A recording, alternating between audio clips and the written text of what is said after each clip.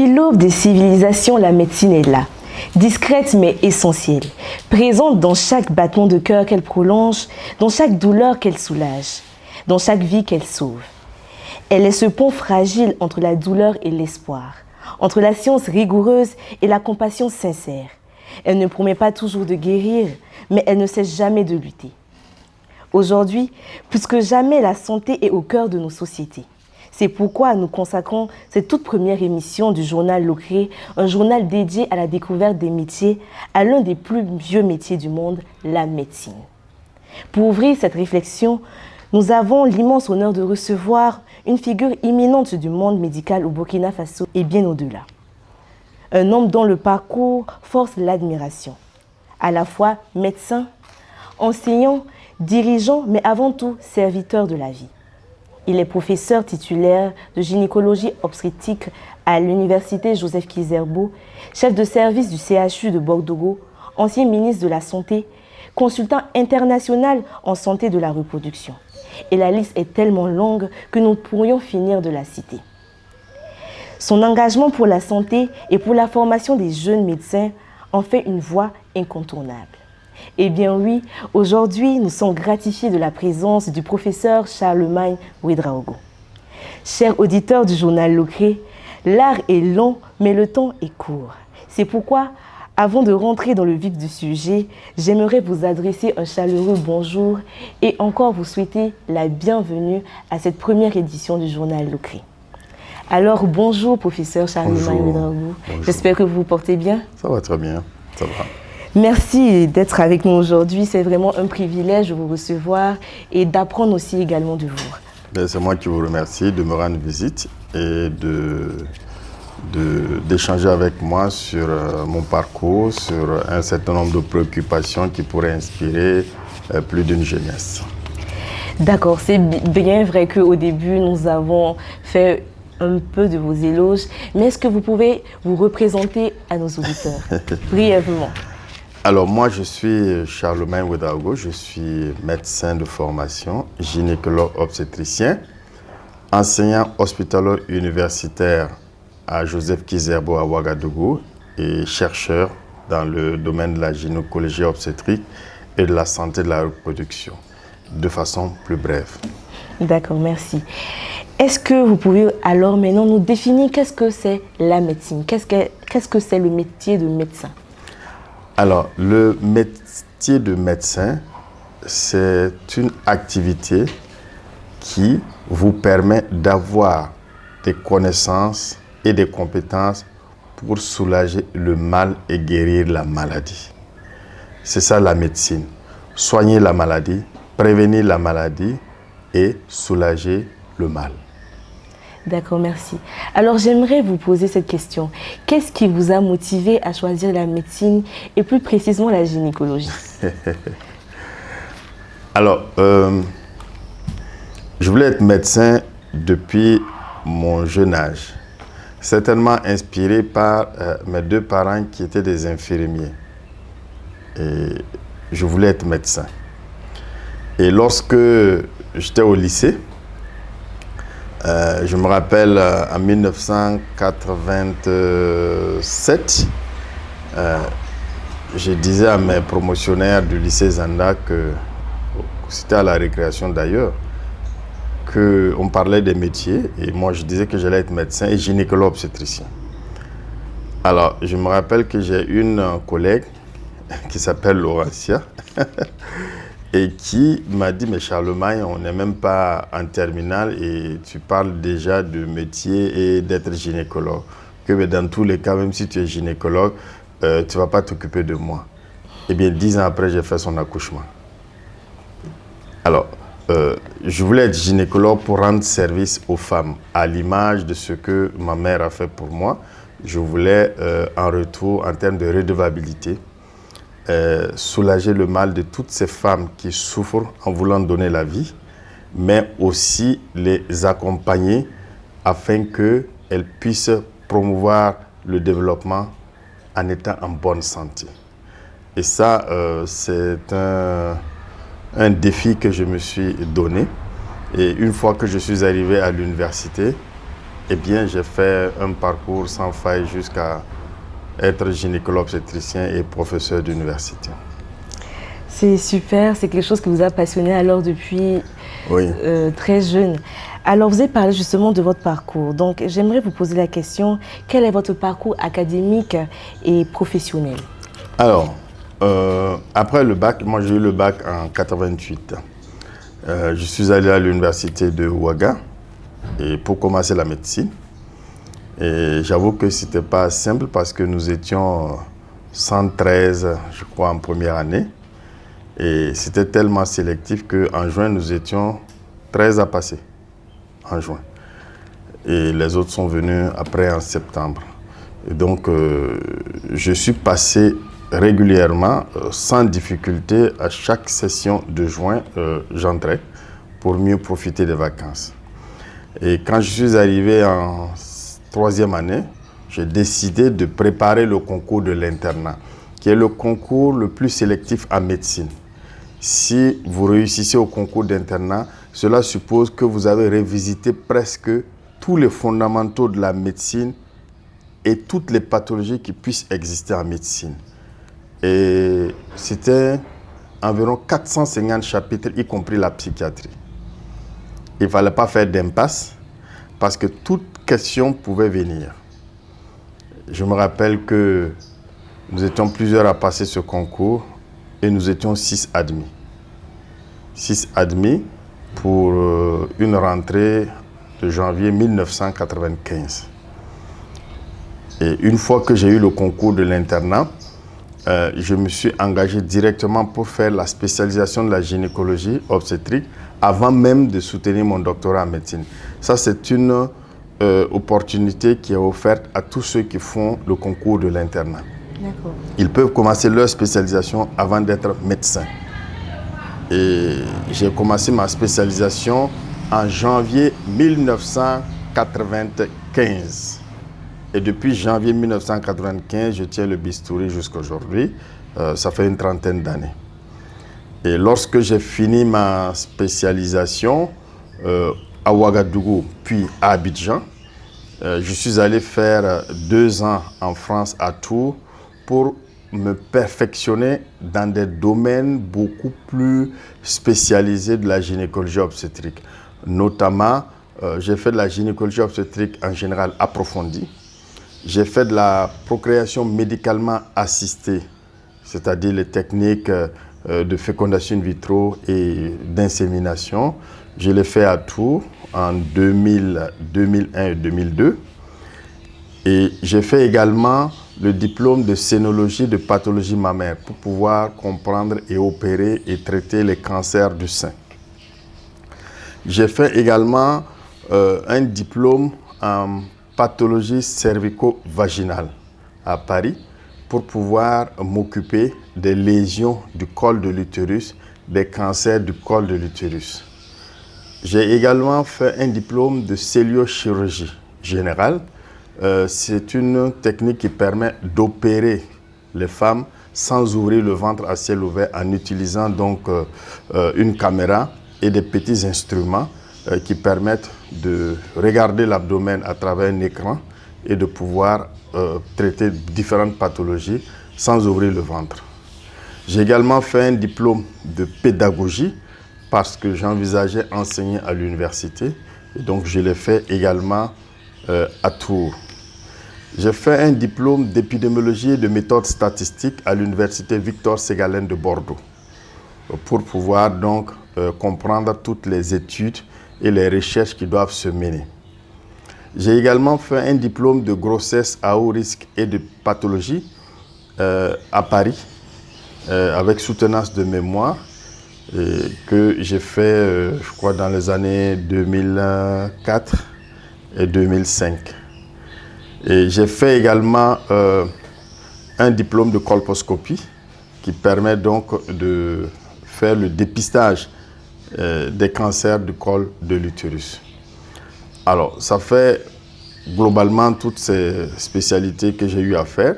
Et lorsque j'ai fini tout ça, je suis rentré à Ouagadougou et j'ai demandé au ministère de la Santé de m'affecter à l'hôpital de Bogodougou pour que je puisse aller développer. Parce qu'à cette période-là, la plupart des gynécologues, il n'y en avait pas beaucoup, restaient dans les CHU. Et donc la périphérie était dépourvue de spécialistes et les gens étaient obligés d'être évacués dans les CHU. Donc je suis allé à l'hôpital de Bordeaux pour développer donc la gynécologie obstétrique. Et j'ai travaillé avec beaucoup de gens, ce qui m'a permis d'ouvrir le bloc opératoire le 1er août 2003. Et depuis, ça ne s'est plus arrêté et ça a donné ce que vous voyez aujourd'hui, le CHU Bogodgo, qui est une grosse infrastructure sanitaire, là où il y a presque toutes les spécialités aujourd'hui. Mais ça a commencé par la gynécologie obstétrique et progressivement les autres se sont greffés et après le gouvernement est venu à côté construire un hôpital et on a fusionné donc l'ancienne structure qui s'appelait CMA du secteur 30 plus la nouvelle structure et tout ça c'est devenu le CHU Bogodgo. En 2007, j'ai été nommé assistant à l'université et j'ai commencé ma carrière donc de chercheur. Mais bien auparavant cette nomination, j'étais déjà sur le terrain de la recherche, ce qui fait que quand on m'a nommé, j'avais déjà plus de 35 articles publiés à l'international et je devais respecter 5 ans d'enseignement avant de me présenter au prestigieux concours d'agrégation en médecine. Et je me suis présenté en 2012 et j'ai été reçu major de ma promotion, c'était à Libreville en 2012. Je suis revenu, j'ai poursuivi l'enseignement et 3 ans après, j'étais professeur titulaire. Donc aujourd'hui, je suis professeur titulaire hospitalier universitaire de grade exceptionnel et il me reste 9 ans pour aller à la retraite. C'est super, on ne s'était pas trompé, vous avez une carrière bien pleine et aussi vous avez eu à vous former comme il se doit. Et est-ce que vous pouvez nous donner le temps que vous avez pu prendre pour faire toutes ces formations? Alors, c'est long. Générale ou...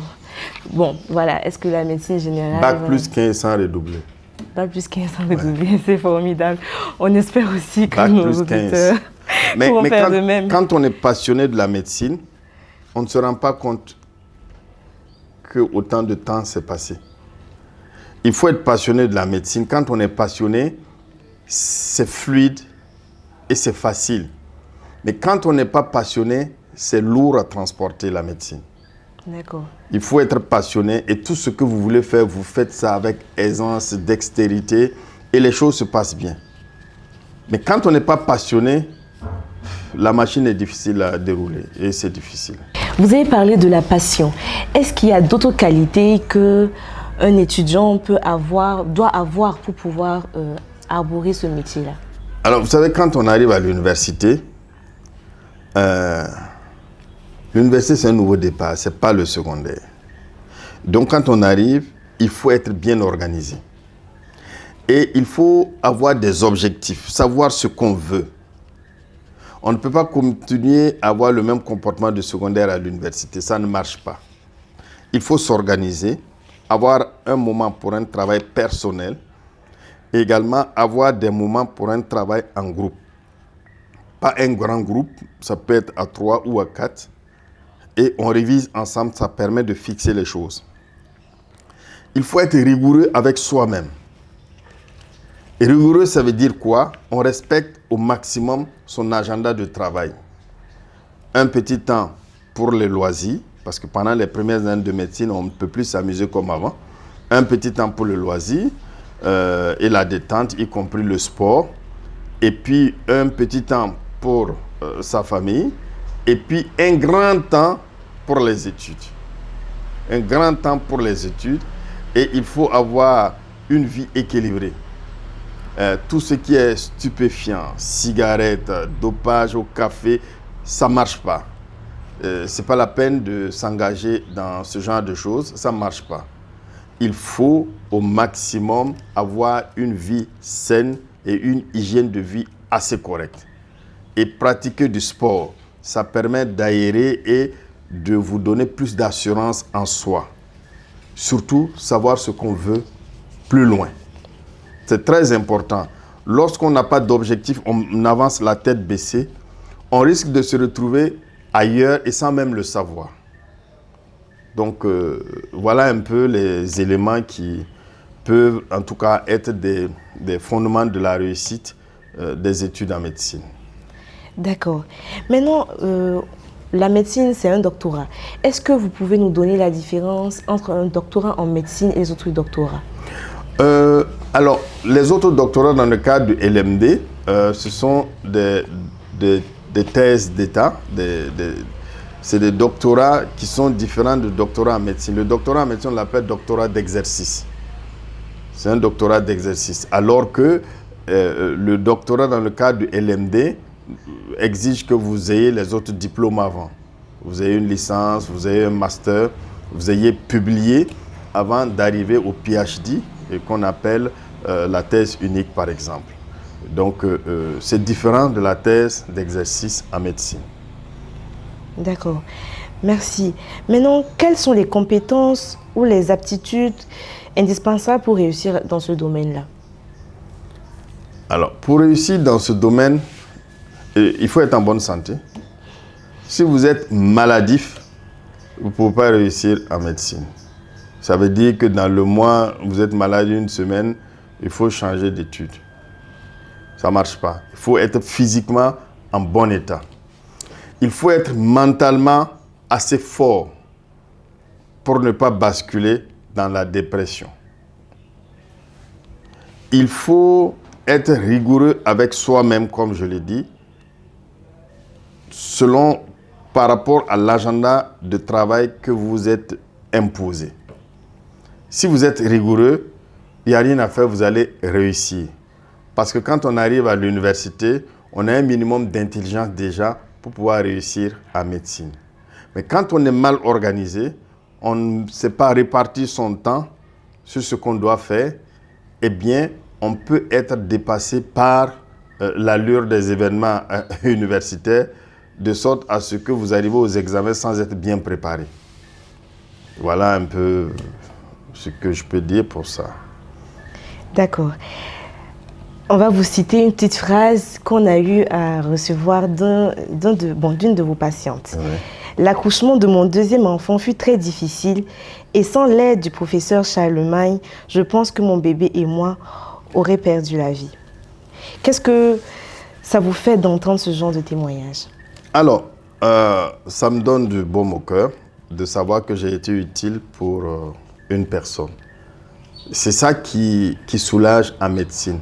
Lorsque vous avez des témoignages en retour, ça vous rassure que ce que vous faites rend service aux gens qui en ont besoin. Et ça vous encourage à poursuivre et à persévérer. Donc ce sont des témoignages, ces témoignages dont nous avons besoin pour en tout cas être rassurés et continuer l'œuvre qui a été entamée depuis plusieurs années. En allant dans la même direction, y a-t-il un moment marquant de votre carrière que vous aimeriez nous partager, par exemple? Ce sont les moments d'internat. J'ai fait 4 à 5 ans d'internat. C'est assez unique. C'est une période assez unique de toute ma carrière. Parce que durant ces moments, j'ai été plus fréquent à l'hôpital que chez moi. Pendant 5 ans, je passais presque 90% de mon temps à l'hôpital et 10% chez moi. Et pendant ces moments, on a une acquisition accélérée des connaissances et surtout des compétences. C'est des moments pendant lesquels vous devez faire preuve qu'on peut vous faire confiance,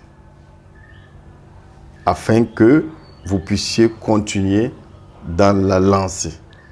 Et cette période n'a pas été du tout facile parce qu'on travaillait jour et nuit, et on était censé connaître presque tous les malades et tout ce qui se passe dans le service à Yalgado. Ça a été un moment très, très, très remarquable. Je dirais que c'est une tâche indélébile de toute ma carrière, la période de l'internat des hôpitaux. Okay, c'est formidable. Alors, généralement, lorsqu'on parle de gynécologie, on voit la femme. Est-ce que c'est uniquement la femme? Non, c'est le couple. Vous savez, quand on dit santé sexuelle et reproductive, ça prend en compte le jeune, l'adolescent, la femme adulte et aussi les personnes âgées. Chacun a une préoccupation en santé sexuelle et reproductive. Donc globalement, on voit la femme, mais dans le cadre donc, de l'approche du couple, de la vie du couple, ce sont les deux qui se présentent en gynécologie obstétrique pour des questions de santé sexuelle et reproductive. Maintenant, nous travaillons également en collaboration avec d'autres spécialités, telles que les urologues, andrologues, à qui nous référons des patients en cas de besoin. D'accord. Alors, y a-t-il des causes ou des sujets particuliers qui vous tiennent à cœur dans l'exercice de votre métier? Des causes, c'est la lutte contre la mortalité maternelle. D'accord. Vous savez que la mortalité maternelle, c'est un drame. Aucune personne, aucune femme ne doit mourir en voulant donner la vie. Ça, c'est quelque chose de dramatique, mourir en donnant la vie. Et donc, c'est un combat que je vais poursuivre jusqu'à ma retraite et passer le flambeau à d'autres générations. La lutte contre la mortalité maternelle occupe 80% de mon activité au quotidien. Se battre pour qu'une femme ne meure pas en voulant donner la vie. Et on fait ce combat en équipe. Seul, on ne peut pas. Il faut progresser en équipe avec d'autres spécialistes tels que les sages-femmes, les infirmiers, les anesthésistes. C'est toute une équipe et on doit jouer le lead au sein de cette équipe pour que tout le monde puisse suivre et de façon synchronisée, nous arrivons à poser des actes qui préviennent les complications obstétricales, mais aussi de faire une réponse adaptée aux complications qui surviennent pour qu'on puisse sauver le maximum de femmes qui viennent avec ces complications mortelles. Alors, professeur, est-ce que toutes les spécialisations peuvent se faire ici au Burkina Faso? Oui, toutes les spécialités, je dirais 95% des spécialités peuvent se faire au Burkina. On n'a plus besoin pour l'essentiel d'aller hors du Burkina pour se spécialiser. On peut aller se perfectionner là où on a un plateau technique beaucoup plus étoffé que le Burkina. Mais le basique se fait dans 95%, je dirais, au Burkina Faso. Et après, on peut aller ailleurs. Ceux qui font leur spécialité ici et qui se retrouvent ailleurs pour exercer, eh bien, c'est selon leur projet. D'autres ont des opportunités à l'étranger et donc ils saisissent cette opportunité pour aller travailler parce que c'est peut-être aussi plus rémunéré. D'autres restent ici parce qu'ils ont aussi des opportunités là. Et comme je vous l'ai dit, on ne se forme pas en médecine pour être fonctionnaire. On se forme en médecine pour être médecin. Le statut de fonctionnaire est une opportunité de travail, mais il y a aussi le secteur privé. Soit on est dans le secteur privé, soit on est dans le secteur public. Les deux se complètent pour l'offre de soins afin que les citoyens soient en bonne santé. Nous sommes presque au terme de notre entretien. J'aimerais vous demander, est-ce que vous pensez que le Burkina Faso a besoin de plus de médecins, spécialistes ou généralistes? Si, parce que nous n'avons pas encore atteint le ratio qu'il faut pour respecter les normes internationales et de l'OMS.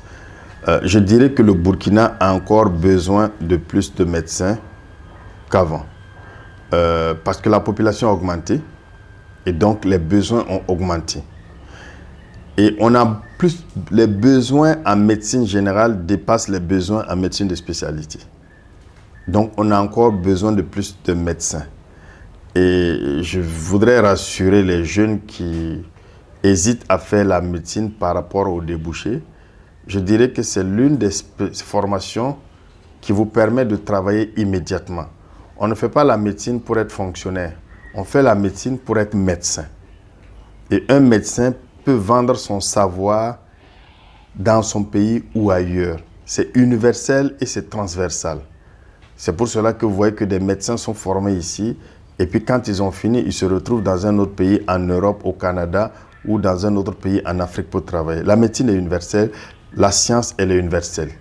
De la même manière qu'on apporte un diagnostic au cancer ici, c'est la même chose qu'on fera en France, qu'on fera en Ukraine, qu'on fera aux États-Unis, qu'on fera en Russie. Donc la médecine, elle est universelle, quand bien même le cursus varie d'un pays à l'autre. La finalité, c'est pareil. C'est pareil. Donc je pense que le Burkina a encore besoin de plus de médecins, mais des médecins de qualité, je répète. Si c'est pour avoir des médecins à peu près, mieux vaut ne pas le faire. J'insiste sur la qualité de la formation. Aujourd'hui, je dirais que nous devons même revisiter les différents programmes et les conditions d'accès à la médecine et de passage d'une classe à l'autre. Moi, personnellement, je suis pour qu'on remette les verrous, les notes éliminatoires. Il n'y a plus de notes éliminatoires. Il faut qu'il y ait la note éliminatoire parce que la médecine, c'est beaucoup d'appelés, peu d'élus. Mais des élus de qualité sur qui vous pouvez compter sans hésiter qu'ils ont les compétences. Et non pas des gens repêchés, rachetés pour faire des erreurs après et puis endommager la santé ou être en train de poser des actes qui vont entraîner la mort. Non. Je suis pour la formation des médecins de qualité. Des médecins qui ont subi toutes les épreuves et qui sont passés entre les mailles du filet pour qu'on puisse dire que ce sont des médecins compétents. Vous savez, en médecine, si vous faites une erreur en faisant une injection, vous tuez le malade, on ne peut pas le ressusciter. Dans d'autres spécialités, vous aurez perdu du papier, du temps ou de l'argent. Vous voyez, la vie humaine n'est pas la même chose que les autres spécialités. C'est pour cela qu'on doit être rigoureux. Si je suis malade, je ne veux pas que ce soit un médecin racheté aux examens ou que ce soit un médecin formé à l'à peu près qui me soigne. Je veux que ce soit un médecin compétent. Et je le répète, je veux que ce soit des médecins compétents. Des médecins qui sont passés haut les mains, mais pas des médecins qui ont fait des courbettes pour qu'on les rachète. À chaque fois que vous avez racheté quelqu'un en médecine, c'est une vie en danger en perspective. Pourquoi? Parce que là où il a été insuffisant, s'il est en face de cette situation-là, eh bien, il ne pourra pas s'en sortir et le malade va mourir. Un médecin doit être un médecin qui a subi avec véritable succès toutes les épreuves jusqu'au bout. Pour réduire le maximum d'erreurs médicales et pour être sûr qu'il a les compétences certaines pour apporter des réponses aux différents problèmes posés et il a l'endurance. Donc moi, je ne suis pas pour qu'on rachète en médecine aux examens. Parce que quand vous rachetez, celui-là où vous rachetez pour dire, bon, il a 9,5, laissez le passer. Le demi qui manque là, ce sont des compétences qu'il ne connaît pas. Et s'il est devant un malade et que ce cas se présente, c'est foutu pour ce malade. Et donc, il ne faut pas. En médecine, on doit mettre la note éliminatoire parce qu'il y a des fondamentaux sur lesquels on doit être bon. Si on n'est pas bon, allez-y faire autre chose. Parce que vous n'êtes pas obligé d'être médecin. Être médecin oblige. Mais on ne devient pas médecin et être fier après avoir été racheté. Non. Mieux vaut redoubler pour renforcer vos connaissances et compétences et passer correctement que d'être en train de se faire racheter pour cumuler au maximum des incompétences qui pourraient même représenter 30 à 40%. Et vous allez être devant des situations et vous risquez donc de mettre la honte à la famille de la médecine. Donc, du courage à ceux qui veulent aller en médecine, qu'ils sachent qu'un médecin doit être compétent, pas un médecin à peu près. À peu près, ce n'est pas de la médecine. Voilà. D'accord. Merci beaucoup, professeur. Bon, vous pouvez toujours donner un dernier mot à toutes ces personnes qui aspirent à embrasser ce métier de médecin. Alors, moi, déjà, si c'était à refaire, je ferais la médecine. Si c'était à refaire, moi, je referais la médecine parce que j'en suis passionné de la médecine. Je dirais à ceux qui veulent venir faire ce métier, soyez la bienvenue. La médecine a des exigences. Soyez passionnés, organisez-vous au mieux et vous deviendrez un médecin compétent digne de ce nom. Un médecin compétent digne de ce nom ne chômera jamais. Quelle que soit la crise économique qui traverse le monde, le médecin compétent a sa place toujours. Et tous les pays ont besoin de médecins compétents pour promouvoir le développement parce qu'il faut que les citoyens soient en bonne santé afin de pouvoir travailler dans leur domaine. Donc, la meilleure santé, la bonne santé est un facteur de développement. La maladie est un facteur de sous-développement. Et donc, j'invite les jeunes qui veulent faire de la médecine à bien se préparer, à s'organiser pour venir en médecine. Ils auront des dévanciers qui vont leur donner des conseils adéquats pour qu'ils puissent réussir avec efficacité et succès aux différentes épreuves qui vont se présenter en médecine. Alors, merci beaucoup, professeur Charlemagne. C'était vraiment un plaisir de vous recevoir sur cette émission du journal Locré. Nous avons beaucoup appris et je pense que nos auditeurs aussi ont découvert le métier de la médecine. Ils savent déjà où aller, quelle qualité il faut qu'ils aient et tout le sérieux qu'il faut qu'ils mettent pour pouvoir être un très bon médecin plus tard. C'est moi qui vous remercie. Notre maître, le regretté professeur Oumenga disait « Travailler jusqu'à ce que mort s'en suive ». C'est pour montrer à quel point la médecine est exigeante pour devenir médecin compétent. Merci pour ce mot de fin à tous nos auditeurs. J'aimerais vous remercier de nous avoir suivis et rendez-vous le mois prochain pour le prochain métier à découvrir. Ces questions ont été posées en coulisses par certains membres de l'équipe et nous avons jugé bon de vous les partager également. Pouvez-vous nous parler de votre expérience professionnelle à l'international, s'il vous plaît? La Côte d'Ivoire, dans l'après-guerre, il fallait un accompagnement multisectoriel pour leur permettre de remonter la pente et j'ai été leur consultant dans le cadre de la lutte contre la mortalité maternelle. J'ai été consultant pour la Guinée-Bissau. J'ai fait l'évaluation de tous les hôpitaux pour qu'ils puissent comprendre les insuffisances afin d'apporter des réponses. J'ai été consultant pour le Niger, de Niamey jusqu'à Zender. Je l'ai fait en voiture pour faire le point sur l'état de santé des femmes et permettre donc aux autorités de prendre des mesures adéquates. J'ai été consultant pour l'Algérie. J'ai écrit tous leurs documents de santé sexuelle et reproductive pour la mère et pour l'enfant, qui est utilisé actuellement là-bas. J'ai été consultant pour le Congo. J'ai réécrit parce que vous savez qu'après la guerre, beaucoup de professionnels de la santé avaient abandonné les hôpitaux et on avait besoin de les reprendre. Et j'ai été leur consultant pour concevoir le module de renforcement de capacité afin qu'on puisse les recycler pour les ramener dans les hôpitaux au lieu de les laisser divaguer dans la nature. J'ai été consultant pour le Gabon. J'ai été consultant pour le Gabon dans le cadre de la lutte contre la mortalité maternelle et dire à l'État gabonais ce qu'il faut pour réduire le fardeau des femmes afin d'éviter l'issue fatale. J'ai été consultant pour le Cameroun. J'ai fait l'état des lieux pour dire au Cameroun, vous avez suffisamment d'argent, vous pouvez faire en sorte que les femmes donnent la vie en ne mourant pas. Donc, j'ai accompagné beaucoup d'États.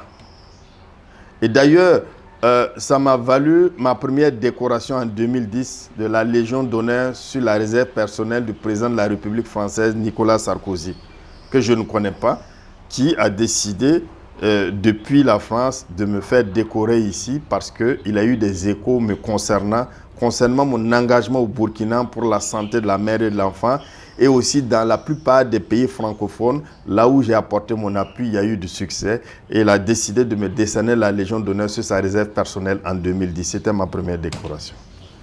Quels conseils pouvez-vous donner à ceux qui parlent mal sans connaître votre vécu et sans savoir exactement ce que vous faites? L'ignorance, mais ce n'est pas de leur faute. L'ignorance est la pire des maladies. Mais il est ignorant. C'est normal qu'il raconte n'importe quoi. Mais moi, j'ai un mental suffisamment fort et robuste. La parole de quelqu'un ne peut pas me décourager parce que je sais ce que je veux, où est-ce que je vais. Ça, c'est clair et net. Dans le leadership, il faut avoir un mental fort. Et moi, j'ai un mental de rocher, quoi. Voilà. Que je me suis forgé au fur et à mesure. Voilà. Et ça, au passage, je dis, c'est l'éducation et surtout les activités sportives qui vous permettent de forger le mental. En 86, moi, j'ai été champion national catégorie junior en Viet Vo Dao et c'est Thomas Sankara qui m'a remis le prix. Que pensez-vous de la citation de Thomas Sankara qui dit « Honte à celui qui ne fait pas mieux que son père ». Je vous parle d'anecdote. Moi, je suis issu d'une fratrie, nous sommes 14. Moi, je suis 6e. D'accord? Et mes parents infirmiers, on avait une vie modeste à Zogna. On habitait là où il n'y avait pas d'eau, d'électricité courante. On étudiait avec les lampes à pétrole que vous n'avez pas connues. Quand il pleuvait, comme c'était un toit en tôle, souvent c'était percé et l'eau tombait. D'abord, je n'aimais pas le bruit de la pluie sur la tôle. Et puis quand ça coulait, il fallait bouger les lits, mettre un seau. Chaque fois, je disais à mon père, moi quand je vais travailler, je veux construire une maison. Quand il pleut, je ne suis même pas au courant, c'est quand je sors. J'ai construit cette maison là où nous sommes en 3 ans, sans arrêter. J'ai commencé en 2005 et en septembre 2007, je suis rentré ici. C'est quand j'ai fini que j'ai appelé mon défunt père de venir voir. Quand il est rentré, il m'a dit, alors là, maintenant, tu m'as dépassé. J'ai dit, c'est ça qui est la vérité. Parce que je me suis lancé ce défi-là. Et donc, je suis chez moi depuis septembre 2007. Et j'ai pu construire cette maison grâce à toute la rémunération que j'avais des consultations internationales. J'étais payé en dollars. Oui. Et ça m'a donné beaucoup d'argent. Les enfants étaient petits, n'avaient pas beaucoup de besoins. Donc j'ai fait ces investissements parce qu'un médecin, il doit vivre à l'abri d'un minimum. Un médecin qui exerce sous la contrainte, il est dangereux pour lui et pour ceux qu'il soigne. C'est-à-dire, quand vous regardez la pyramide de Maslow, là, le médecin doit être à un certain niveau pour avoir tout le bagage psychologique stable afin de pouvoir résoudre les questions des gens. Si lui-même il est un concentré de problèmes, il ne peut pas apporter des réponses aux préoccupations des masses populaires. Ce n'est pas possible. Moi, je suis équilibré parce que tout ce qui est fondamental de la vie, je l'ai réglé. Donc, je ne paye pas de loyer. Je ne dois pas à une banque. J'ai des compétences transversales. Je peux rester chez moi et travailler pour quelqu'un qui est aux États-Unis et on me paye en dollars. Et donc, je suis équilibré. Ça me permet de mieux vous écouter si vous venez me voir avec vos problèmes. Vous comprenez? Ça me permet de poursuivre la réflexion en attendant de vous revoir sur votre problème. Et non pas dès que vous avez quitté mon bureau, je continue de penser à mes problèmes personnels. Non. Un médecin doit être à l'abri du minimum pour pouvoir s'occuper de la vie des gens. Ça, c'est très important, je le dis. Un médecin qui clochardise, il n'est pas psychologiquement stable. Donc, il n'est pas la personne appropriée pour résoudre les questions des gens. Non. Comment un malade mental peut guérir son camarade? Non, ce n'est pas possible. Et donc, il faut travailler. Moi, je suis gynécologue obstétricien, mais j'ai été consultant, j'ai fait beaucoup de choses. Voilà. Et donc, quand je vais dans les différents pays, ce n'est pas que je suis dans des salles pour consulter. Je fais de la santé publique dans mon domaine. Et je le vends cher. Si vous me demandez aujourd'hui de travailler sur un contrat d'accompagnement de 2 semaines, le minimum que vous puissiez me payer par jour, le minimum, c'est $1 300 par jour. Même si je vous ai dit bonjour, c'est $1 300. Oui. Si je réfléchis pour vous pendant 30 jours, vous allez multiplier 30 jours par $1 300. Vous allez payer la préparation, vous allez payer le rapport. Donc, vous allez me payer autour de 34 jours. Et je vous donne votre rapport et les recommandations. Si vous avez besoin d'un suivi de la mise en œuvre, vous allez payer pareil. Et l'année prochaine, si vous me reconsultez, j'ajoute 10%. C'est ça, vendre ses connaissances et ses compétences. Et ça vous donne en retour du respect, en retour de la reconnaissance, en retour des ressources financières pour résoudre les questions pour lesquelles c'est de l'argent qui doit résoudre. Pensez-vous qu'on devrait assurer un certain niveau de vie aux médecins afin qu'ils puissent se consacrer pleinement à leur métier? Non, absolument. C'est indispensable. Moi-même, si je suis malade, je ne souhaite pas que ce soit un médecin qui clochardise, qui me soigne. Je veux que ce soit quelqu'un qui soit à l'abri de besoins et qui soit psychologiquement stable et régulier pour réfléchir sur les problèmes que j'ai. Il ne faut pas qu'il soit en train de réfléchir comment il va payer son bailleur. On a coupé son cash power. Non. Un médecin, ce n'est pas n'importe qui, parce qu'il s'occupe de la vie des gens. Je ne dis pas que les autres spécialités, ce n'est pas bon. Mais il faut que vous soyez en bonne santé pour faire votre spécialité. Si vous êtes banquier, vous êtes entrepreneur, vous êtes du BTP, vous êtes électricien, si vous n'avez pas la santé, vous ne pouvez pas travailler. Donc, tout le monde doit accorder une importance à la médecine et aux médecins et aux agents de santé. Quand je dis médecin, je parle aussi des autres spécialisations dont on a besoin en médecine, du pharmacien jusqu'à l'infirmier. C'est de ceux aussi que je parle. Bien sûr, je dis tout le temps médecin, mais le médecin sans les autres aussi, il ne peut pas apporter une bonne réponse. C'est le médecin et son équipe. Dans son équipe, il y a tout le monde. Et donc, je dis, les professionnels de la santé doivent être une priorité dans tous les pays. Pour qu'un pays puisse se développer, il faut que ses citoyens soient en bonne santé pour cultiver, pour élever, pour entreprendre leurs activités. S'ils sont tous malades, même s'ils ont le cerveau, ils ne pourront pas dérouler la machine. Ça équivaut à vous donner un véhicule Formule 1, il n'y a pas de carburant. Il faut bouger, on va voir. Vous comprenez? Donc je dis, je le répète, on doit accorder de l'importance aux professionnels de santé. Ça, c'est très important. On ne doit pas les considérer comme n'importe quel. C'est pour cela que je dis qu'il faut être exigeant sur les études en médecine. Donc, il faut rester cohérent. On ne peut pas accorder de l'importance à quelqu'un qu'on a passé le temps à racheter de la première année jusqu'à la fin. Ah oui? Ah oui, oui. Je dirais à la limite, si vous voulez qu'on vous rachète là, on va mettre sur vos diplômes racheter. Racheter. Et vous êtes obligé sur votre cachet de médecin de mettre racheter. Vous allez voir qui va venir vous soigner chez vous. Non, soyons honnêtes. Soyons honnêtes. Voilà. Être médecin oblige. Et vous n'êtes pas médecin statique. Vous devez payer des formations continues. Parce que la médecine avance et change. Ce qu'on a dit que c'est bon aujourd'hui peut être remis en cause demain. Encore faut-il que vous soyez au courant pour changer votre prescription. C'est très important. Est-ce plus judicieux pour quelqu'un qui veut exercer ici au Burkina Faso de faire ses études sur place? Oui.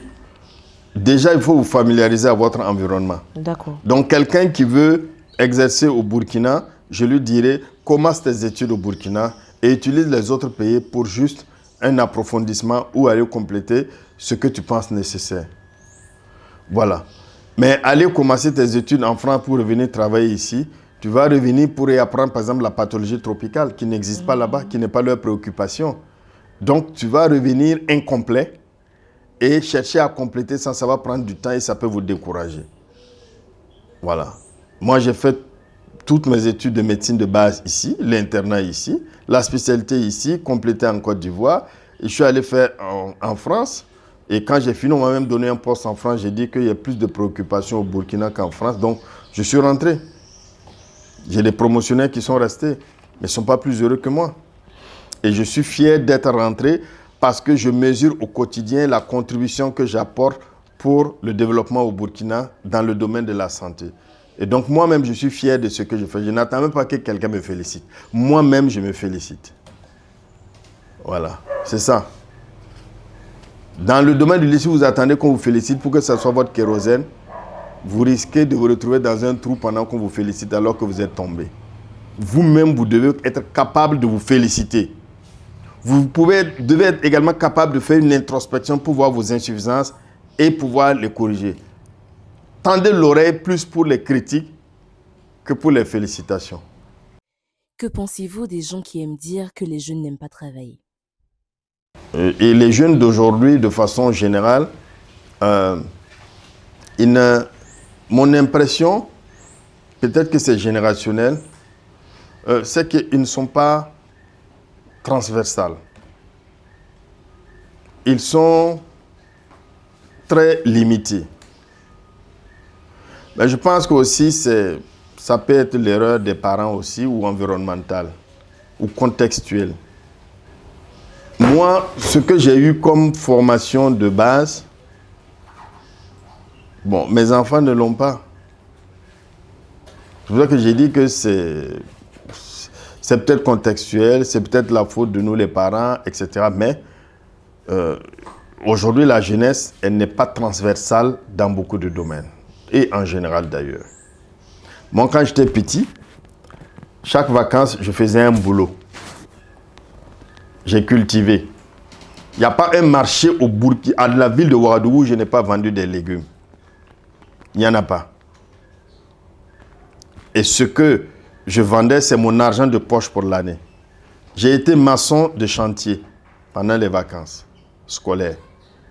J'ai ramassé du sable dans les caniveaux pour vendre. J'ai ramassé du gravier pour vendre. J'ai vendu des arbres pour les reboisements. Quand j'avais 15 ans, je pédalais le vélo de Ouagadougou jusqu'à Bazek, à 85 km. Je cultivais souvent 3 mois sans venir à Ouagadougou. Quand je viens, c'est pour venir vendre ma production et j'ai mon argent de poche toute l'année. Comment voulez-vous que je n'ai pas un mental fort aujourd'hui? Comment pensez-vous que quelqu'un qui n'a pas eu cette formation-là, lui, sa simple parole peut me décourager? Hein? Non. Et donc j'ai dit, si par exemple quelqu'un m'écrit, je dis non, il ne connaît pas moi avant. Il ne connaît pas mon passé et mon parcours. Et donc, étant ignorant, je lui permets de parler puisque, bon, l'ignorance est la pire des maladies. Vous comprenez? Donc, les jeunes aujourd'hui doivent être multicompétents. La vie, ce n'est pas seulement à l'école. Il faut acquérir l'école de la vie. Montesquieu a dit que l'école c'est bien, mais les voyages permettent à l'homme de sortir de ses préjugés. Donc, ce n'est pas ce que vous avez appris à l'université et à l'école secondaire qui va vous conférer toutes les compétences de la vie. C'est à travers le brassage, c'est à travers les voyages, c'est à travers aussi d'autres activités que vous n'avez pas appris à l'école. Vous comprenez? C'est ça. Et malheureusement, la jeunesse aujourd'hui ne l'a pas. Et aujourd'hui, chacun, et de façon générale, vous voyez, pour le développement, on doit pouvoir avoir plusieurs cordes à son arc en tant que citoyen. Ça veut dire que si vous enlevez, vous dites je n'exerce plus la médecine, l'intelligence que j'ai acquise là, je dois pouvoir faire autre chose. C'est ça. Si vous prenez quelqu'un qui est fonctionnaire, je ne sais pas, il est jeune inspecteur du trésor, s'il descend à 18h, il peut faire quoi? Est-ce que c'est bien qu'il boive dans les bars? Il doit pouvoir promouvoir autre chose, en dehors de ses compétences d'inspecteur du trésor, par exemple. Il peut apprendre à élever, à cultiver, à faire du maraîchage, à faire d'autres activités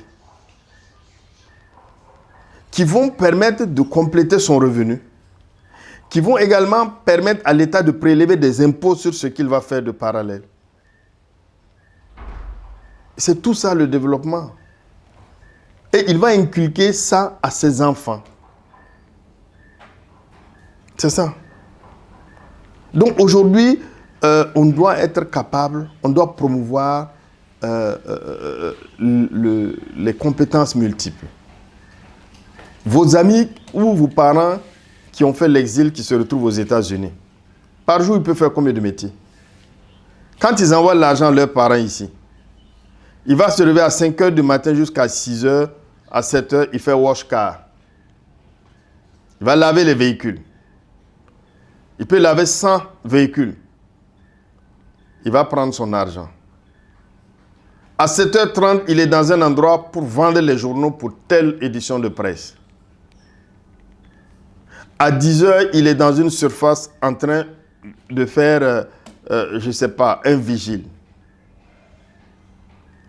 À 12h, il est dans un restaurant pour plonger parce que les gens viennent manger, ils doivent laver les assiettes, ils doivent préparer tout, etc.